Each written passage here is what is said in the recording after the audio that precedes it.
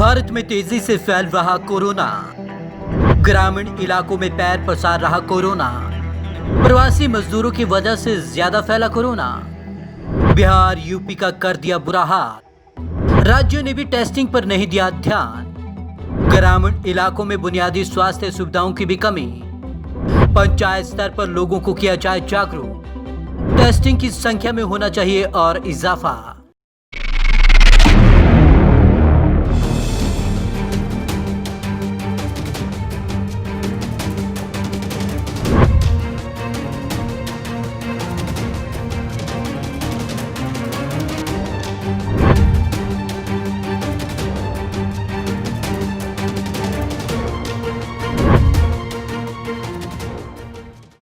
भारत में कोरोना के मामले हर बीते दिन के साथ तेजी के साथ बढ़ रहे हैं। देश में संक्रमितों का आंकड़ा 20,51,416 हो गया। लगातार दूसरे दिन 61,000 से ज्यादा मरीजों की पुष्टि हुई। पिछले 24 घंटों में 61,455 लोगों की कोरोना रिपोर्ट पॉजिटिव आई। वहीं कोरोना की चपेट में आकर मरने वालों की संख्या 42,500 से ज्यादा हो चुकी है। कोरोना के तेजी से बढ़ते मामलों की एक बड़ी वजह है इसका ग्रामीण इलाकों में पैर पसारना। पहले ही किया गया था आगाह। दरअसल ग्रामीण भारत में कोरोना के मामले में आई तेजी कोई अप्रत्याशित नहीं थी। जून की शुरुआत में WHO के मुख्य वैज्ञानिक सौम्या स्वामीनाथन ने इस बात की ओर इशारा किया था और भारत सरकार को सलाह दी थी कि जब तक वायरस सुदूर इलाकों ग्रामीण इलाकों में नहीं पहुंचता तब तक उसे अपनी प्राथमिक स्वास्थ्य प्रणाली में सुधार कर लेना चाहिए। 16 जुलाई तक के आंकड़ों की माने तो महामारी देश के सभी जिलों में 58% तक फैल गई थी। 640 में से केवल 13 जिलों में कोई मामला दर्ज नहीं किया गया था। प्रवासी मजदूरों की वापसी के बाद फैला कोरोना। कई सारे हेल्थ एक्सपर्ट्स का मानना है कि ग्रामीण इलाकों में कोरोना फैलने की सबसे बड़ी वजह जून में अनलॉक 1 के बाद से बड़ी संख्या में प्रवासी मजदूरों का अपने अपने राज्यों में लौटना है। इनमें से कई अपने साथ कोरोना वायरस भी साथ लेकर आए। दूसरी तरफ ज्यादातर राज्यों ने अपने यहाँ लौटे प्रवासी मजदूरों की कोविड-19 टेस्टिंग नहीं की। उन्होंने प्रवासी मजदूरों को केवल आइसोलेट किया या फिर सिम्टम टेस्टिंग की, जो कोविड-19 के लक्षणों का पता लगाने में बिल्कुल भी सक्षम नहीं थे। तो कोविड-19 बन जाएगी राष्ट्रीय त्रासदी। विशेषज्ञों का कहना है कि ग्रामीण भारत में अगर कोरोना वायरस पर काबू पाना है तो लक्ष्य आधारित, विकेंद्रीकृत और विशेष नीति अपनानी होगी, वरना ये राष्ट्रीय त्रासदी बन जाएगी।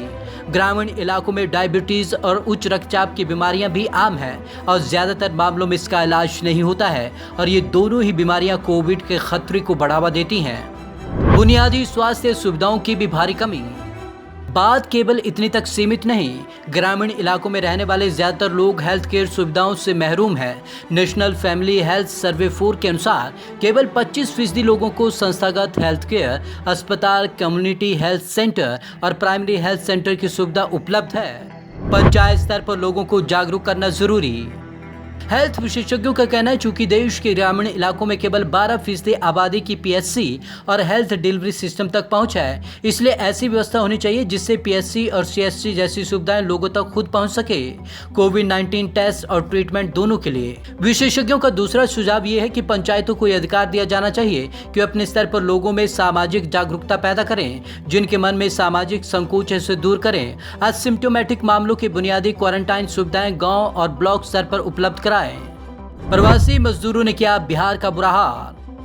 बिहार की बात करें तो यहाँ अनलॉक 1 का ऐलान होने के बाद जून में 20 लाख से ज्यादा प्रवासी मजदूर आए। नतीजा ये हुआ कि 3 जून तक वहाँ कुल मामले 4,420 हो गए, जो कि 300% इजाफा था। इसके बाद भी राज्य सरकार ने केवल बुखार और सिम्टम आधारित टेस्टिंग पर ध्यान दिया, न कि कॉन्टैक्ट ट्रेसिंग और RT-PCR टेस्टिंग पर। जुलाई 24 में बिहार में मरीजों की संख्या 33,511 पहुंच चुकी थी। इसके बाद जाकर बिहार सरकार की आंख खुली और एक दिन में 10,000 टेस्ट शुरू किए गए, जो कि WHO के मानक से कम थे। जुलाई 27 के बाद जब प्रत्यय अमृत नए स्वास्थ्य सचिव बने तब जाकर हर दिन 50,000 टेस्ट कोरोना शुरू हुआ। यूपी का हाल भी बिहार जैसा। कुछ ऐसा ही हाल उत्तर प्रदेश का है। यहाँ 2 जून से 2 अगस्त के बीच कोरोना संक्रमित मरीजों की संख्या 3,324 से बढ़कर 37,834 हो गई। हाथरस अकेला ऐसा जिला था जहाँ 50 से कम केस हैं। 2 जून तक यूपी में कोरोना से मरने वालों की संख्या केवल 229 थी, जो कि 2 अगस्त तक बढ़कर 7 गुना बढ़कर 1,730 हो गई। इसे देखते हुए मुख्यमंत्री योगी आदित्यनाथ ने हर जिले में कम से कम 1,000 टेस्ट हर दिन करने के आदेश दिए। इसके लिए हर जिला अस्पताल में PCR टेस्टिंग मशीन और ट्रूनेट मशीन इंस्टॉल किया गया। साथ ही सभी CSC से कहा गया कि वे सैंपल लेकर जिला अस्पताल भेजें।